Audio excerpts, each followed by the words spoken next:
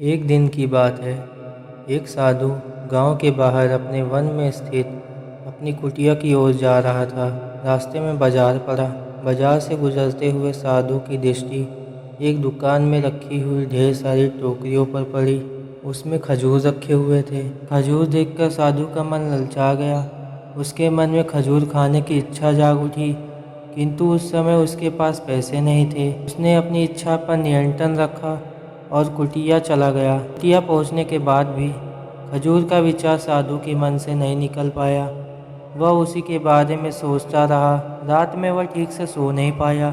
अगली सुबह जब वह जागा तो खजूर खाने की अपनी इच्छा की पूर्ति के लिए पैसे की व्यवस्था करने के बारे में सोचने लगा।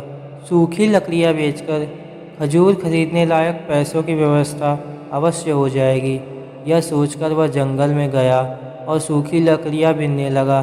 काफ़ी लकड़ियाँ एकत्र करने के बाद उसने एक गट्ठर बनाया और उसे अपने कंधे पर लादकर बाजार की ओर ले गया।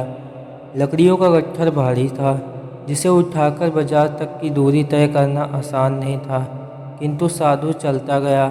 थोड़ी देर में उसके कंधे में दर्द होने लगा, इसलिए विश्राम करने वह एक स्थान पर रुक गया। थोड़ी देर विश्राम कर वह पुनः लकड़ियाँ उठाकर चलने लगा। किसी तरह वह लकड़ियों के गट्ठर के साथ बाजार पहुंचा। बाजार में अब उसने सारी लकड़ियाँ बेच दी। अब उसके पास इतने पैसे इकट्ठे हो गए थे जिससे वह खजूर खरीद सके। वह बहुत प्रसन्न हुआ और खजूर की दुकान पहुंच गया। सारे पैसे से उसने खजूर खरीद लिए और वापस अपनी कुटिया की ओर चल पड़ा।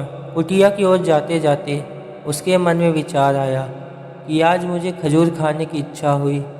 हो सकता है कल किसी और वस्तु की इच्छा हो जाए, कभी नए वस्त्र की इच्छा हो जाए, तो कभी अच्छे घर की इच्छा हो जाए, कभी स्त्री और बच्चों की भी, और तो कभी धन की भी। मैं तो साधु व्यक्ति हूँ, इस तरह से तो मैं इच्छाओं का दास बन जाऊँगा। यह विचार आते ही साधु ने खजूर खाने का विचार त्याग दिया।